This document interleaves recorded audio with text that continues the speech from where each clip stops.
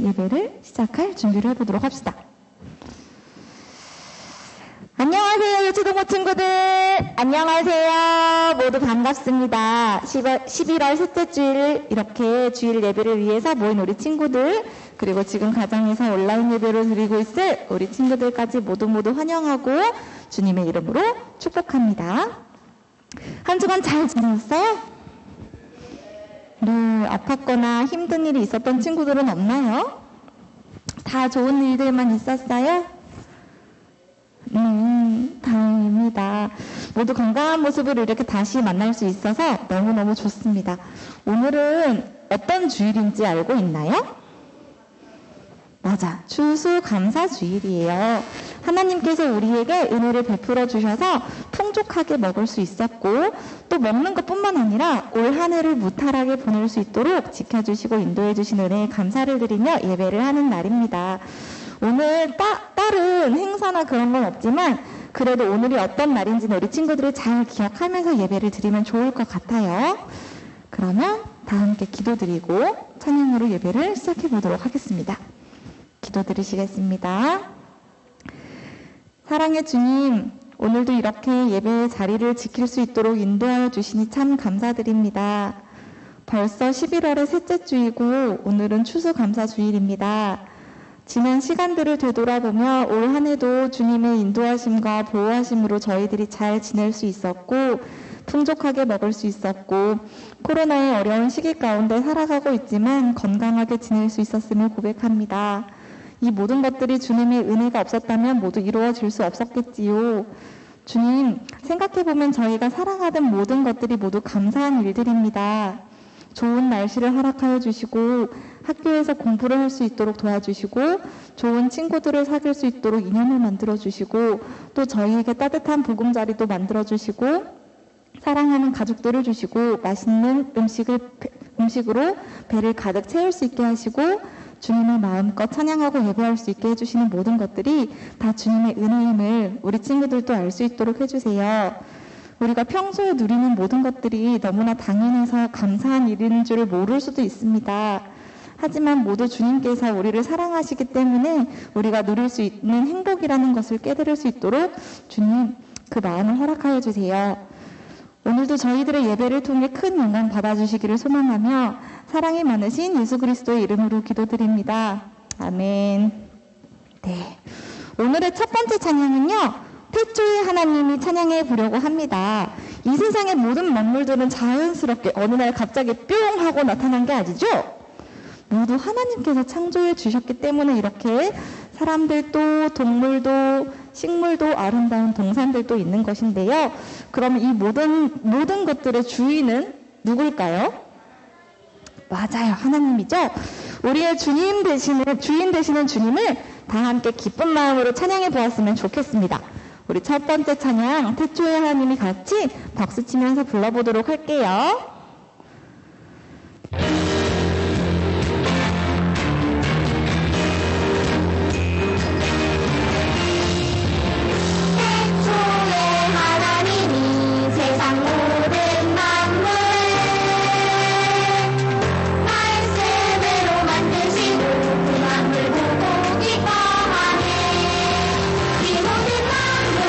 하나님 위하여 찬양하게 만드셨네.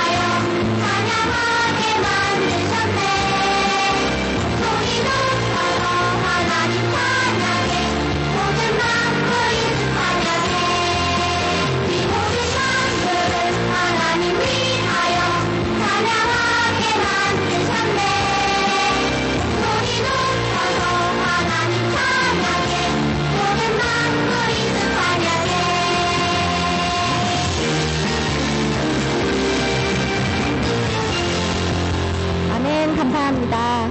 우리를 그리고 이 세상을 창조해 주신 것에 대해서 늘 감사하며 항상 주님을 찬양하고 찬송하는 우리 유초동부 친구들이 되기를 기도하도록 하겠습니다. 우리 다음에 함께 불러볼 찬양은요, 하나 되어 싱싱싱이라는 찬양이에요. 이 찬양 또한 하나님이 창조해 주신 이 세상에 대해서 기뻐하고 감사하며 찬양하는 곡인데요. 두 번째 찬양도 같이 박수 치면서 즐거운 마음으로 불러보면 좋을 것 같아요. 함께 불러주세요.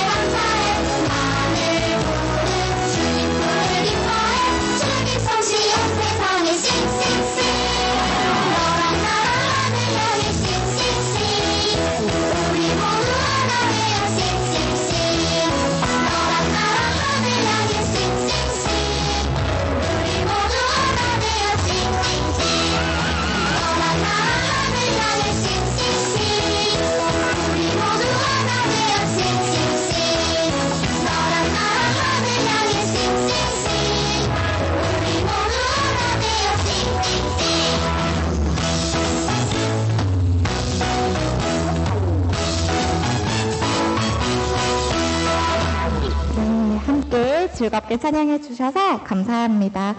우리 언제나 늘 하나님께 감사함을 고백하고 주님을 찬양하는 우리 친구들이 되기를, 그리고 우리 선생님들이 되기를 소망하며 기도하겠습니다. 오늘의 마지막 찬양은요, 감사할 게 정말 많아요. 함께 찬양해 보려고 해요. 우리 생각해보면 우리가 건강하게 학교를 다니고 친구들과 즐거운 시간을 보내고 맛있는 음식을 먹는 등의 사소한 모든 것들이 다 하나님의 은혜로 이루어지는 일들이지만 우리가 사실 이 사실을 너무나 당연하게 생각할 때가 많이 있는 것 같습니다. 우리 마지막 찬양을 불러보면서 나한테는 어떤 감사한 일들이 있을까 하고 한번 생각해보는 시간이 되었으면 좋겠어요. 마지막 찬양 함께 부르고 이 다음에 이어질 예배 시간도 마음속으로 준비하는 시간이 되도록 했으면 좋겠습니다. 마지막 찬양 같이 불러보도록 할게요.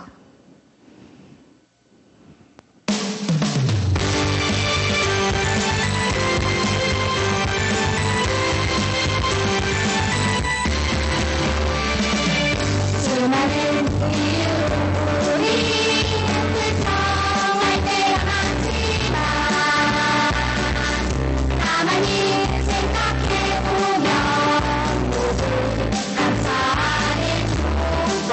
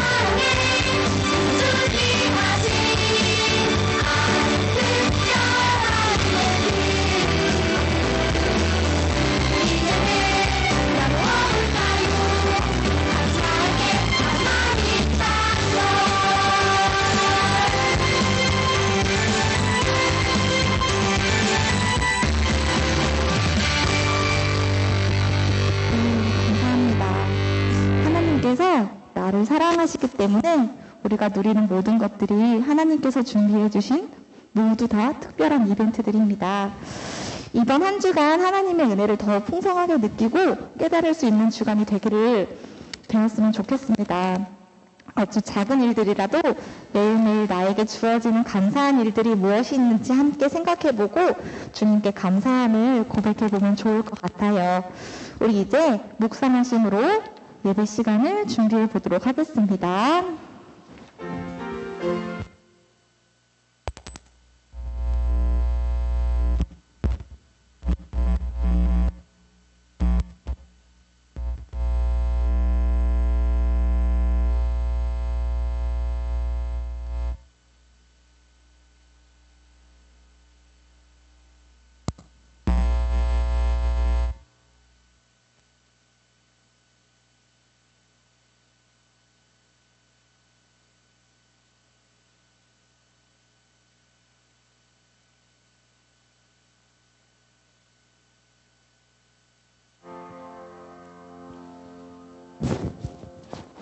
묵도로 오늘 예배 시작하겠습니다. 하나님 아버지, 오늘도 예배 자리를 허락해 주시면 감사드립니다. 이제 날씨가 추워지고 미세먼지가 오면도 이렇게 많은 아이들이 예배 자리에 나오게 해주시면 감사드립니다. 오늘은 추수감사절입니다. 이제 추수감사절이라 하면은 저희 모든 것이 이제 주님의 것이고 우리가 먹는 것, 입는 것, 사는 것 모두 주님의 덕택으로 합니다. 하나님 아버지, 우리 아이들이 이거를 잘 배울 수 있도록 해주시고 오늘 있을 권사 안수집사 장로 임직식도 이제 잘 마칠 수 있게 해주세요. 그리고 우리 아이들도 나중에 커서 이렇게 장로님, 집사님, 권사님이 될 때까지 이제 교회에 남아서 하나님을 위해 기도하고 이제 찬양하는 이제 주님의 아이들로 성장할 수 있도록 해주세요. 예수님 이름으로 기도드리겠습니다. 아멘.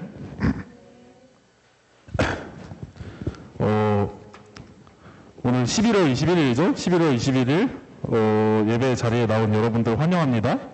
이제 오늘은 임직식 때문에 조금 빨리 진행을 해야 돼요. 그래서 여러분들 양해해 줬으면 좋겠어요. 그래서 오늘 먼저 할 순서는 찬송가 298장. 이제 어린이 찬송가예요. 네.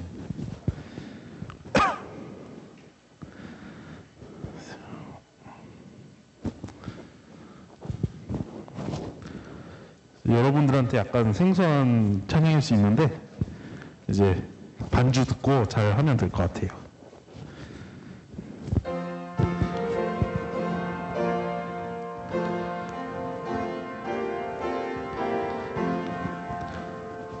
어두운 밤 시들이니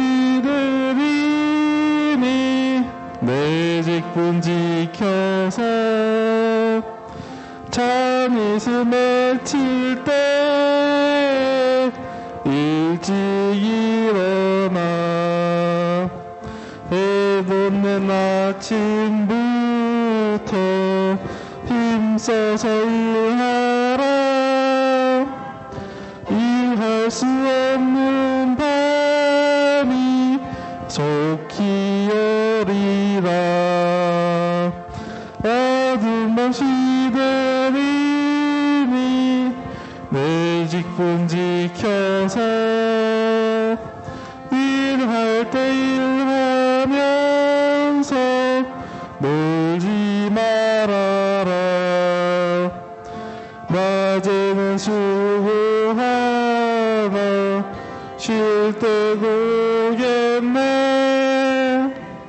일할 수 없는 밤이 속히 오리라. 어두운 밤 시들이니 내 직분 지켜서 지는 햇빛 긴 볕에 힘써 일하고 그 빛이 다하여서 어둡게 되어도 할 수만 있는 대로 힘써 일하라. 저희 사도신경으로 신앙 고백하시겠습니다.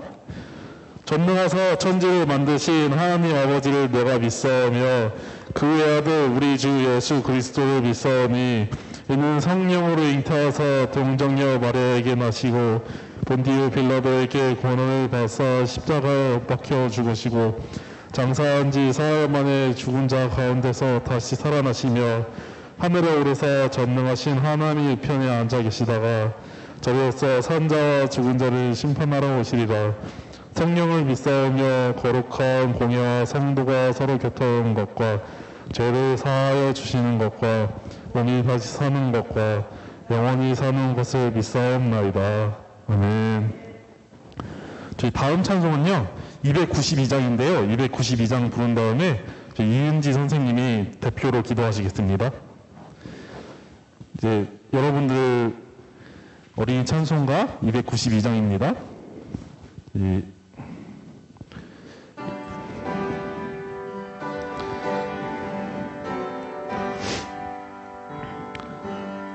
나 같은 죄인 살리신 주의 놀라운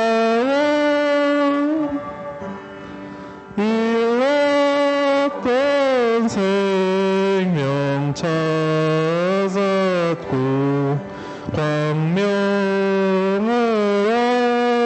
얻었네. 큰 죄악에서 건지신 주의 놀마와 나 처음 믿은 그 시간 기하고 후기하다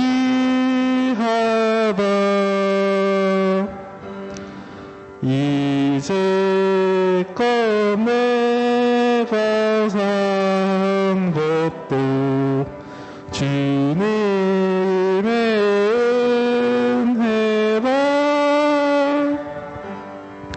또 나를 장차 본 향해 인도해 주시리. 거기서 우리 영원히 주님의 은혜로 해처럼 밝게 살면서 주 찬양하리라.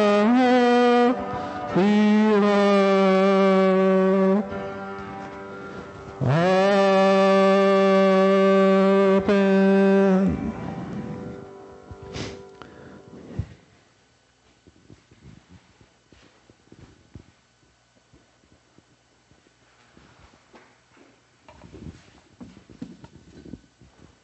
네, 다 같이 눈 감고 손 모으고 기도드리시겠습니다.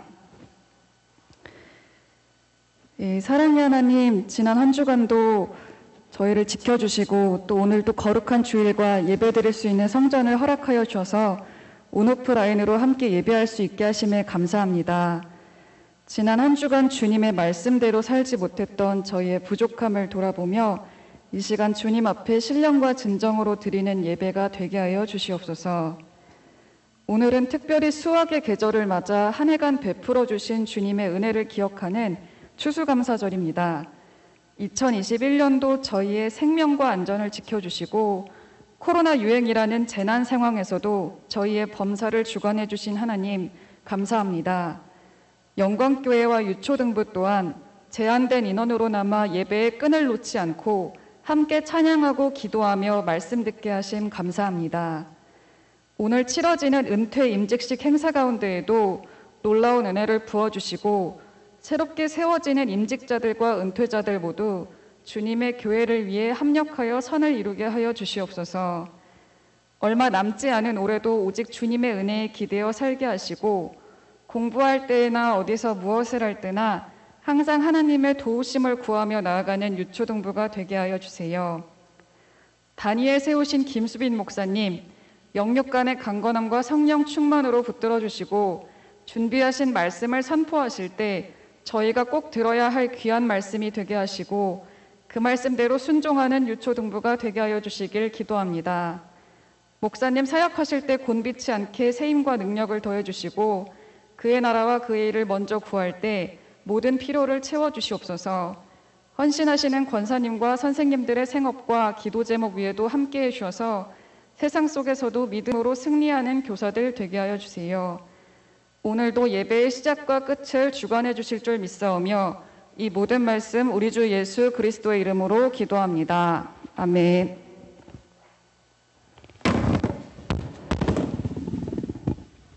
여러분 죄송해요.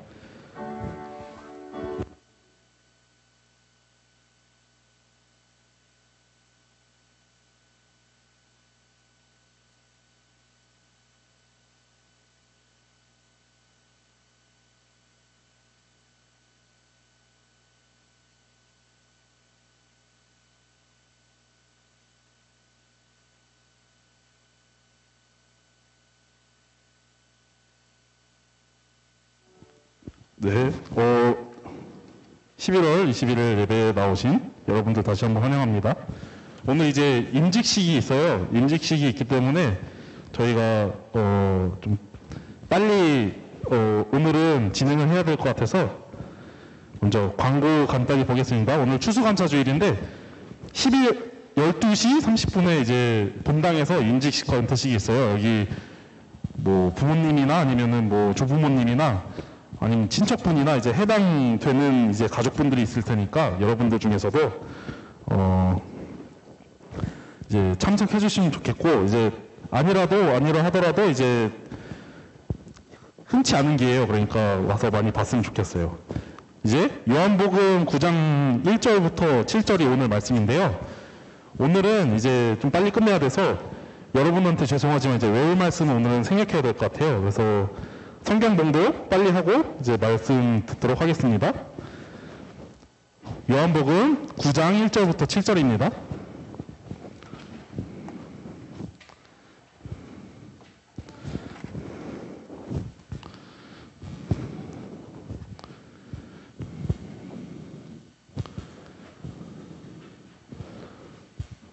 여러분들 다 찾은 것 같으니까 제가 이제 읽도록 하겠습니다.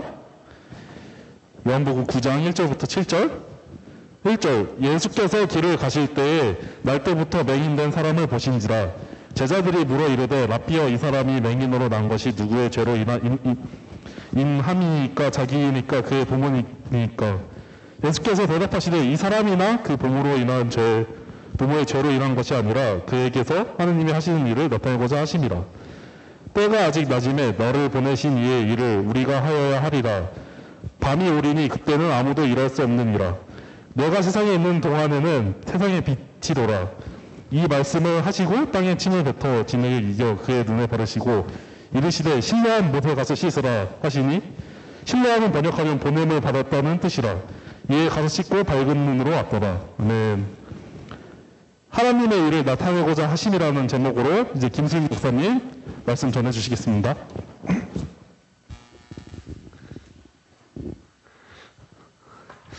바쁘니까 바쁜 대로 급해지는 경향이 있죠. 자, 우리 대루 선생님이 얘기한 것처럼 오늘은 뒤에 행사가 있어서 외울 말씀은 오늘 하루만 생략을 하고 대신 사탕을 안 갖고 가잖아, 그치? 그러니까 갈 때 5개씩. 저번처럼 한 움큼 집어가는 거 아니야. 5개야. 정해줬어. 5개 집어가면 되겠어요. 주원이 반가워. 자, 오늘 말씀은 제목은 하나님의 일을 나타내고자 하심이라. 자, 우리가 지난주에 요한복음 8장 말씀에서 예수님이 이제 간음죄를 지고, 간음죄가 뭐라 그랬어요? 결혼의 약속을 어긴 죄라고 했죠. 자, 이 간음죄를 짓고 잡혀온 여인을 용서해 주신 일에 대해서 말씀을 나눴어요. 자, 그 일이 있고 난 뒤에 예수님은 계속해서 그 성전에서 유대 지도자들, 대제사장이나 바리새인들과 이제 계속해서 말다툼을 하게 되신 거죠. 자, 그 다툼이 얼마나 격해졌는지 이 사람들이 돌을 들어서 예수님을 치료한 거예요. 원래 이 돌을 들어서 누굴 치료했었어요? 간음했던 여자를 치료했는데 그 사람들이 이제는 그 돌을 들어 예수님을 치료했던 거예요. 자, 예수님이 아직 죽으실 때가 되지 않았기 때문에 황급히 사람들 틈에 몸을 숨겨서 성전을 빠져나오셨어요. 자, 보통 이런 일이 있으면요, 그냥 사람들 눈에 안 띄게 어딘가에 숨어 있겠지. 한동안은 숨어 있어야 되잖아. 방금 그 전에 돌을 맞을 일이 있었으니까 한동안은 어디 숨어 있어야 되잖아. 근데 예수님 그러지 않으셨어요. 또 성전을 나가 길을 다니시면서 또 하나님의 말씀을 전하셨죠. 그런데 오늘 말씀에서 우연히 예수님과 제자들과 길을 가다가 구걸하고 있는 맹인 한 사람을 만나게 된 거예요. 맹인은 시각장애, 눈이 보이지 않는 사람을 얘기해요. 자, 성경에는요, 참 많은 맹인이 등장을 해요. 물론 구약 성경에도 등장하지만 특히나 신약 성경, 이 사복음서에 마태, 마가, 누가, 요한복음 4개의 복음서에 참 많이 등장하는데, 자, 이 복음서에 나타나고 있는 맹인들은 대부분이 예수님의 기적과 관련이 되어 있는 사람들이에요. 특히 마가복음에는 이 맹인의 이름도 쓰여 있는데 우리가 잘 알고 있는 사람이야. 누굴까? 노래도 있어. 여러분 다 알아. 이거 유치부 때 노래 다 불렀어.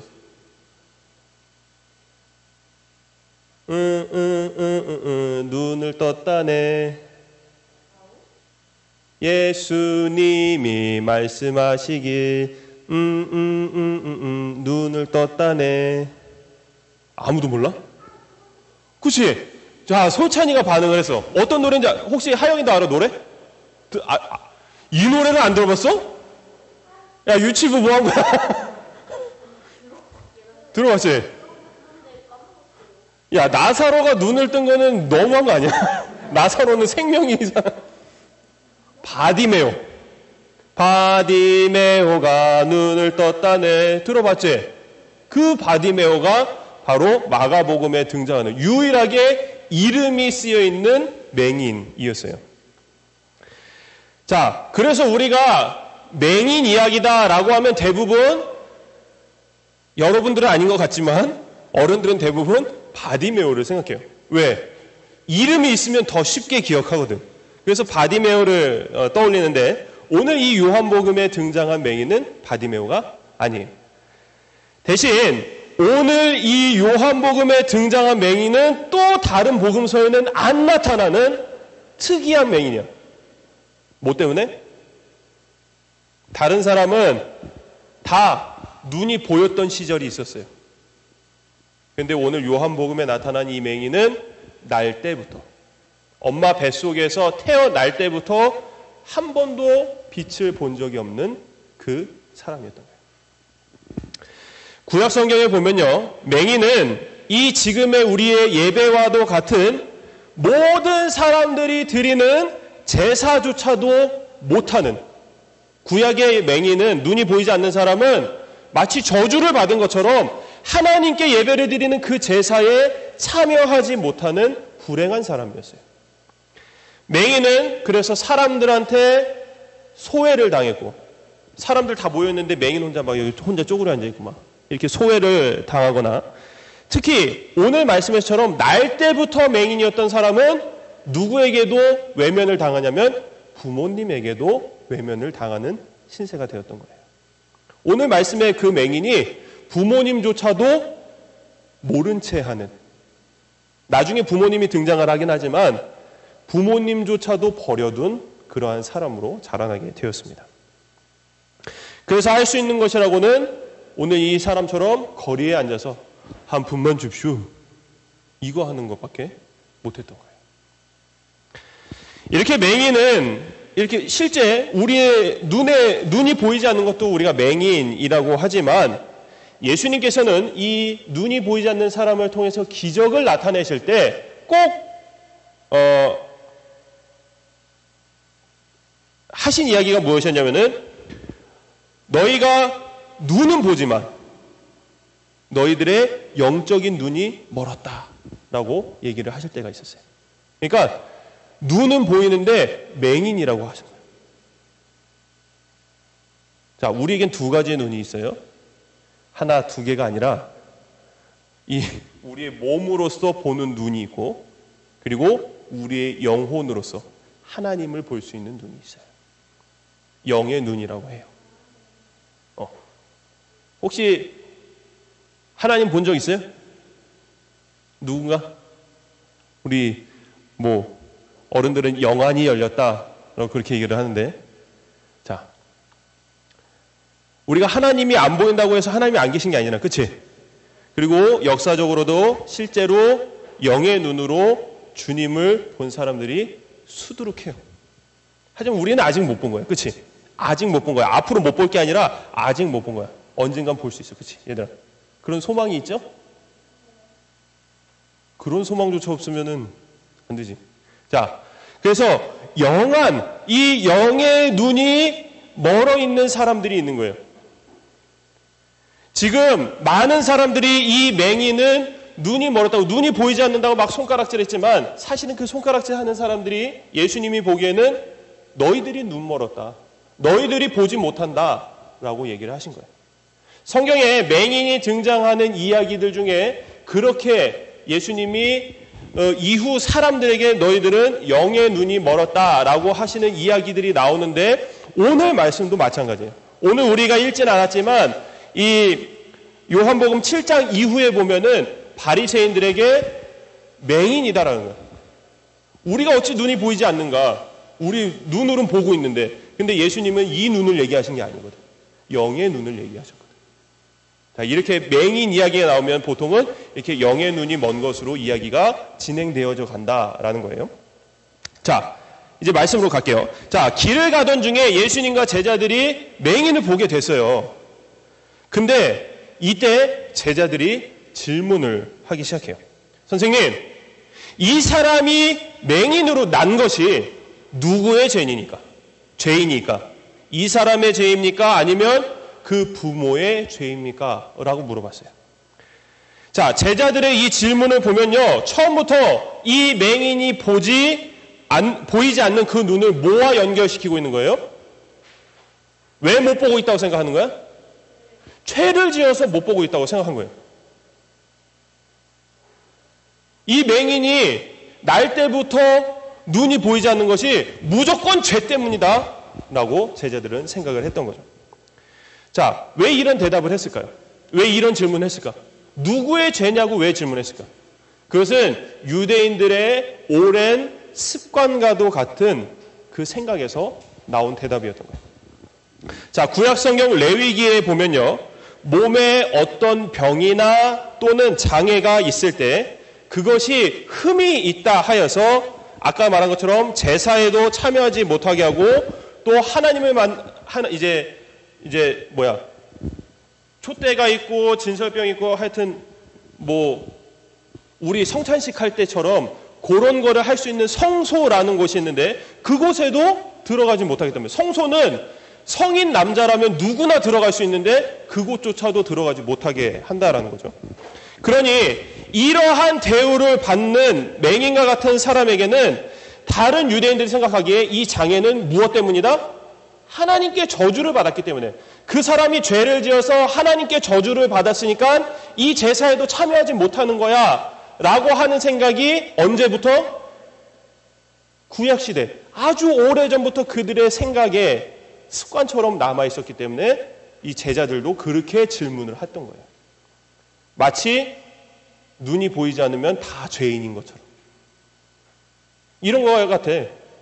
너희들 중에 혹시 감기 걸린 친구 있니? 하영이 감기 걸렸으니까 넌 죄인이야.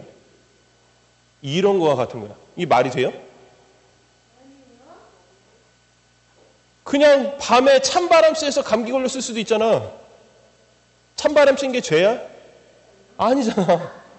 근데 유대인들의 생각은 그랬던 거예요. 눈이 보이지 않으니까 필시 무슨 큰 죄를 졌구나. 죄를 짓지 않았으면 저렇게 눈이 안 보일 리가 없어.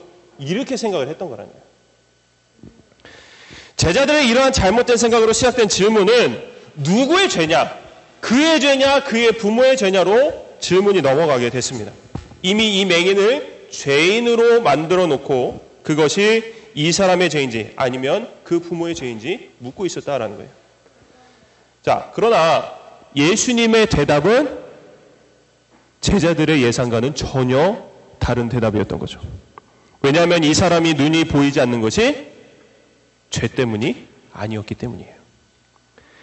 제자들은 분명 그가 끔찍한 죄를 지었거나 아니면 그 부모가 엄청난 큰 죄를 지어서 이 사람이 맹인으로 태어났다고 생각을 했는데 예수님께서는 그것이 죄 때문이 아니다 라고 하시니까 그것이 엄청나게 큰 충격이었던 거예요. 왜 충격일 수밖에 없어요? 과거 오래전부터 그들의 생각 속에 깊이 남아있던 것이 죄라고만 생각했으니까. 근데 그것이 예수님이 죄가 아니다 라고 하니까 큰 충격인 거지.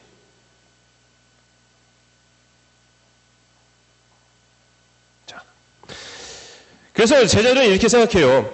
아, 남들이 저주처럼 생각하는 것이 죄 때문이 아닐 수도 있구나. 그럼 다른 이유는 무엇일까? 이제 제자들이 예수님의 대답을 기다리고.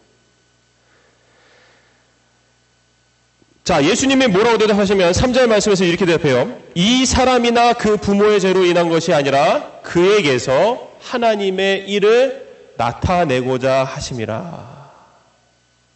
우리 주원이만 성경책을 보고 있네. 아무도 성경책 피고 있지 성경책? 지우도 피고 있고. 목사님이 3절 말씀이 있겠습니다 그랬는데 아무도 성경책을 안 봐. 이런 게 습관이 되면 안 된다고.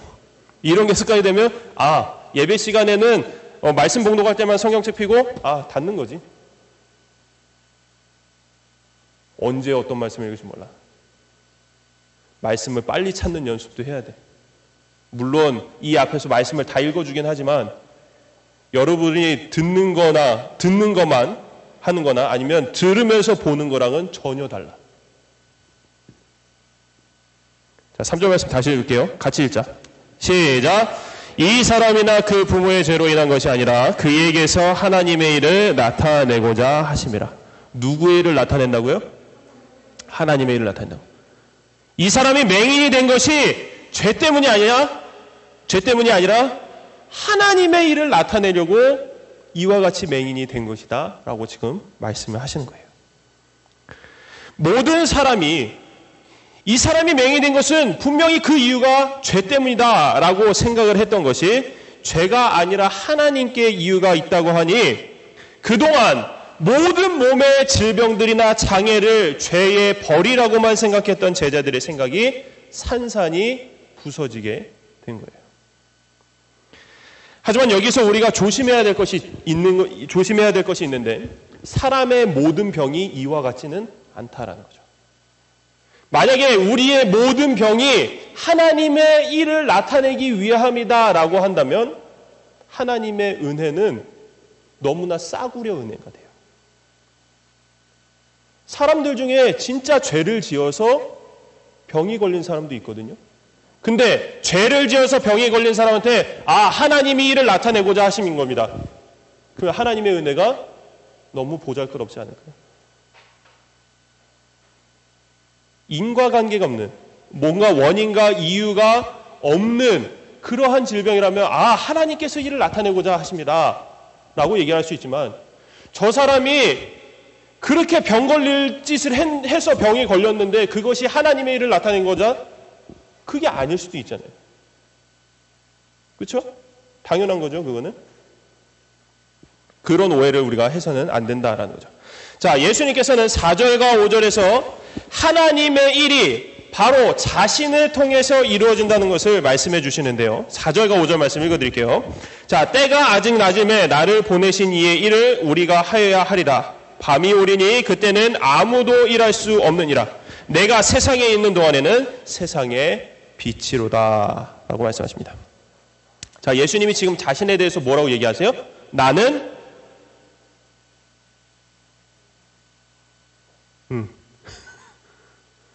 대답 좀 해줘. 유일하게 물어봤을 때 대답하는 부서는 너희밖에 없어. 너희 중고등부까지 아무도 대답 안 해. 어른들은 더 대답 안 해. 이제 권사님이 되면 대답하신다. 근데 아까 방금도 권사님이 대답하시잖아. 그치? 너희 때는 대답을 해야 돼. 대답할 때가 안 올 수가 있어. 자, 예수님이 지금 나는 무엇이다 라고 얘기했어요? 세상의 빛이다.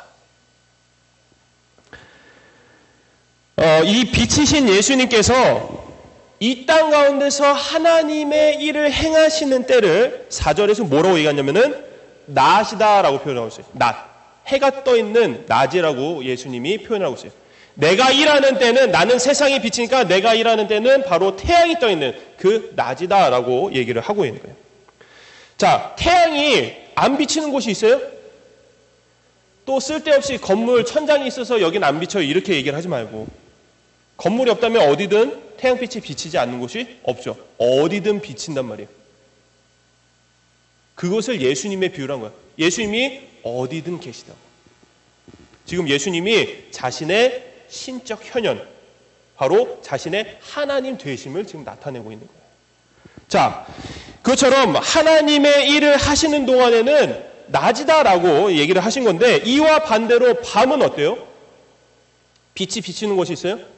또 바보처럼 불 켜면 돼요 이런 얘기 하지 말고, 내가 니네들 대답 다 차단하는 거예요 지금. 자, 밤이 되면 빛이 비치는 곳이 있어요? 없잖아요. 어두컴컴하단 말이에요. 이때는 무엇을 얘기하냐면은 예수님이 이 땅을 떠나실 때, 예수님이 계시지 않는 때를 우리에게 얘기해 주고 계신 거예요. 자, 이 말씀을 하시고 예수님은 1절에서 바라봤던, 제자들과 함께 바라봤던 맹인에게 어떤 행동을 하기 시작하세요.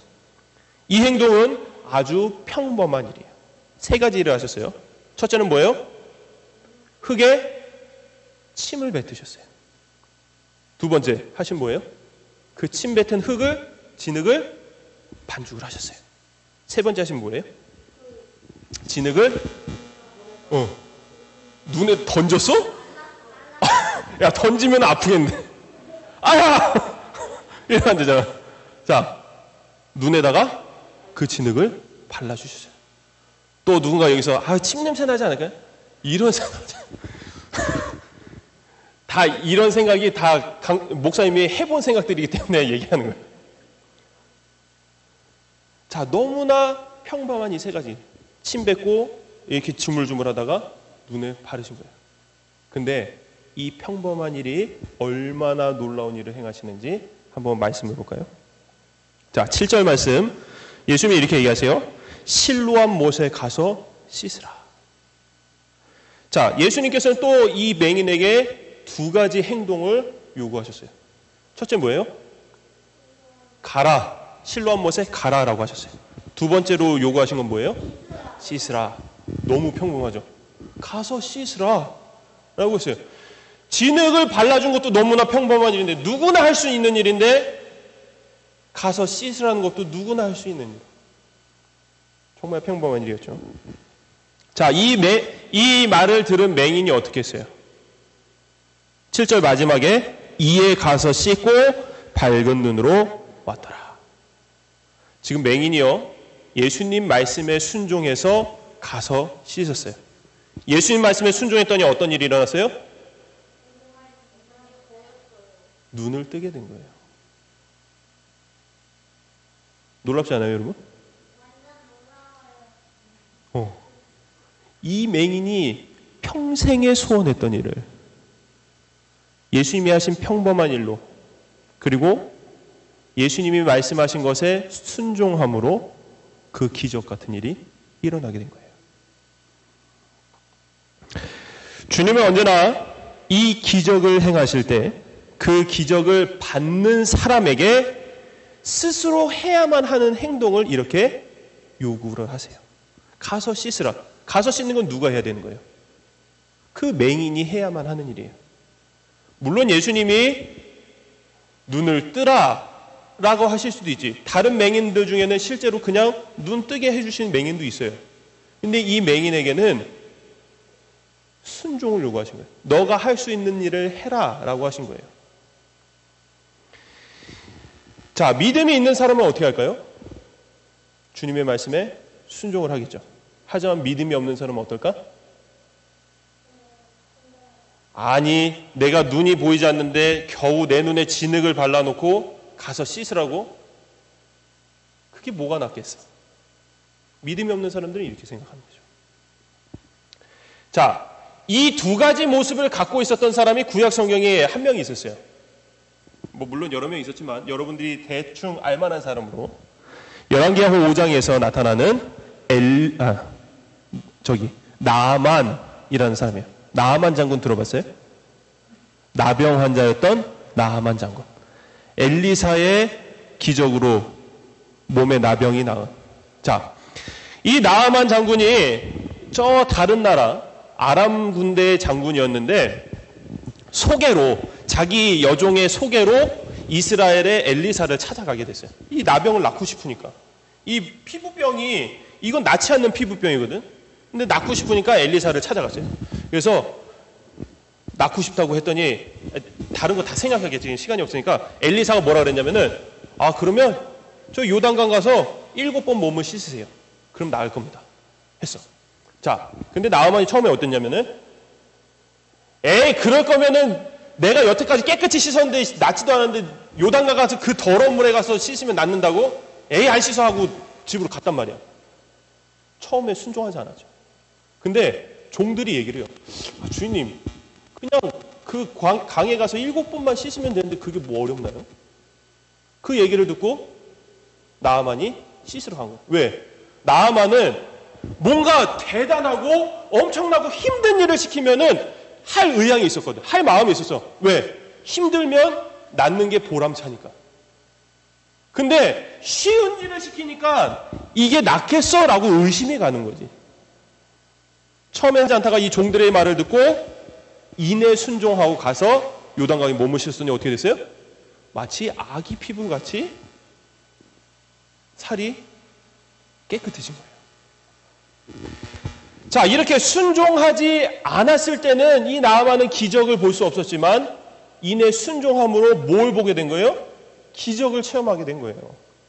이렇게 맹인이 순종함으로 하나님의 일이 나타나게 됐어요. 물론 맹인이 이 주님의 말씀에 순종하지 않았더라도 예수님은 어떤 방법으로든 하나님의 일을 나타내셨을 거예요. 하지만 다행히 하나님의 이 맹인이 순종함으로 하나님의 일이 이 맹인을 통해서 나타났고 그로 인해서 하나님은 영광을 받으시게 된 것이죠.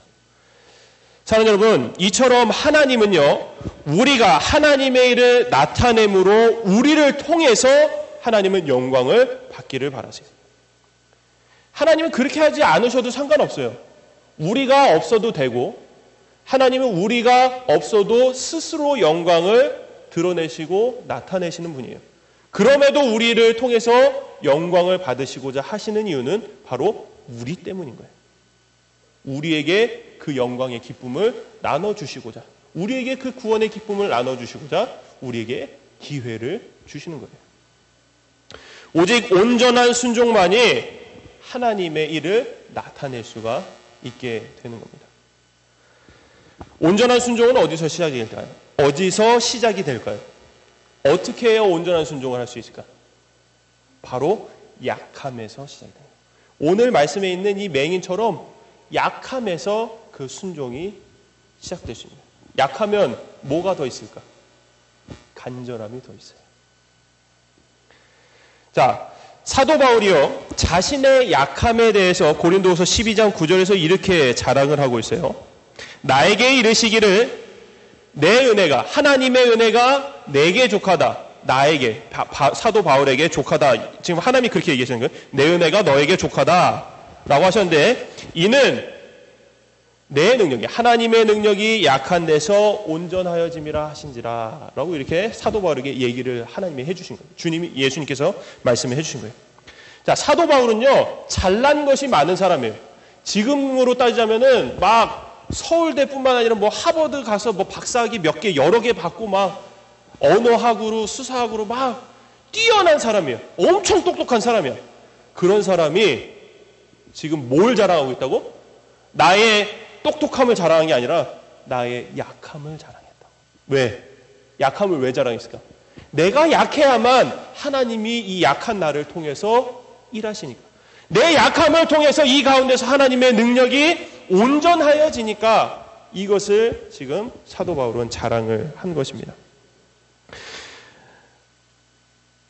그래서 이 약함 가운데서 하나님의 능력이 나타날 수 있게 사도 바울은 하나님의 말씀에 순종을 했다라고 얘기를 한 겁니다. 자, 이처럼 맹인은 날 때부터 보지 못한 사람이라 누구보다 약한 사람이었어요. 오직 하나님의 은혜만이 있기를 바랬던 사람이 바로 이 맹인이었습니다. 우리도 이 맹인처럼 또한 사도 바울처럼 우리의 약함을 알고 그 약함 가운데서 하나님의 능력이 우리 안에서 나타나 하나님의 그 능력으로 주의 말씀에 온전히 순종할 수 있게 되기를 바랍니다. 우리가 순종하는 것도 하나님의 능력이라는 거예요. 대부분이 하나님의 말씀 볼 때 이게 어떻게 가능해? 에이 이런 걸로? 이렇게 두 가지 반응으로 나타날 수 있어요. 근데 이 두 가지 반응을 버리고 이렇게 해도 될 수 있구나. 하나님의 능력이 이렇게도 나타날 수 있구나. 그럼 뭐 해야 돼요? 순종해야 하는 거예요. 그래서 하나님의 선하심과 인자하심이 평생에 우리를 따르는 이러한 순종 때문에 하나님의 선하심과 인자하심이 우리를 평생에 따르는 그러한 복이 우리 모두에 있기를 주님의 이름으로 축원합니다. 기도하겠습니다. 선하신 하나님, 우리는 주의 은혜가 필요합니다. 약하디 약한 우리는 주님의 능력이 필요합니다. 하나님의 능력과 은혜는 우리의 약함 가운데서 나타난다고 말씀하셨사오니 우리의 자랑이 조금 더 나타나지 않게 하옵소서. 오직 약한 가운데서 하나님의 일을 나타내는 주의 자녀들이 되게 하옵소서. 내가 무언가를 잘한다고 해서 그것을 자랑하고 싶어도 우리의 주 되시는 하나님을 위해 자랑하고 싶어하는 마음을 버리고 겸손하게 하나님이 우리에게 보여주시고 알려주신 일들로 하나님을 나타낼 수 있게 하옵소서. 그렇게 하나님의 영광 받으실 때 기대하지도 않았던 일들이 우리에게서 나타나게 될 줄로 믿습니다. 오직 주를 위해 살아가는 저희들이 되게 하옵소서. 감사드리며 사랑이 많으신 예수 그리스도 이름으로 기도드립니다. 아멘. 찬송가 294장 1절만 찬송하고 예배를 마치도록 하겠습니다. 294장 찬송합니다.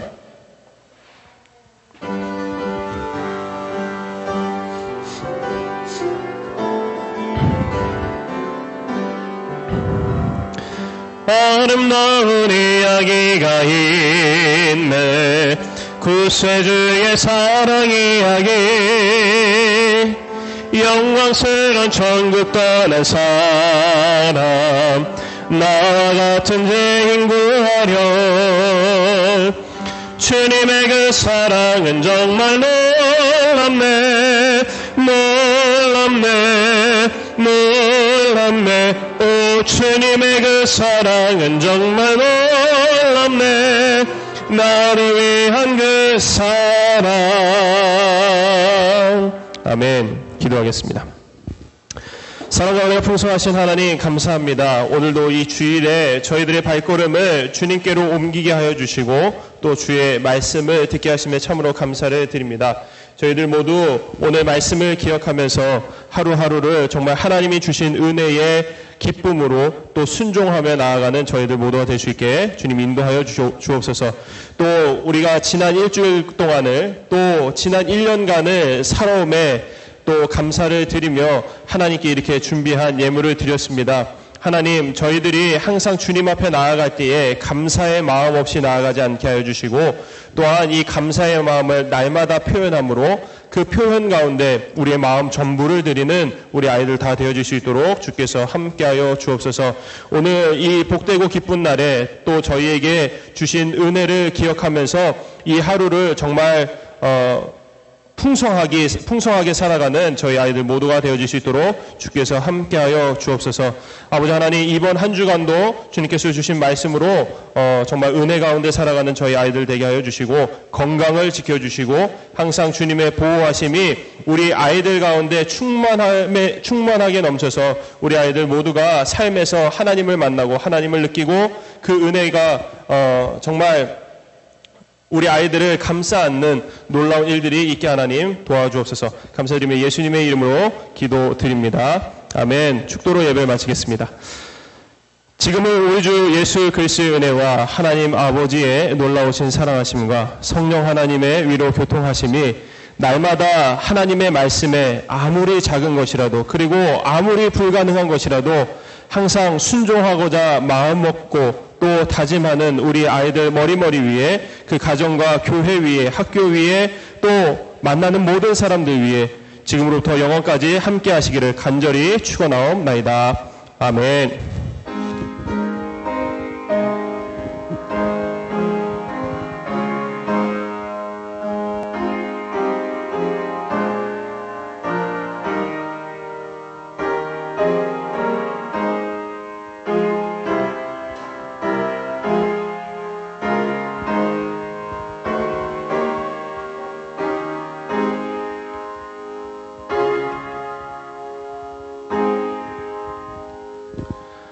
예배를 마쳤습니다. 갈 때 저 밑에 선생님들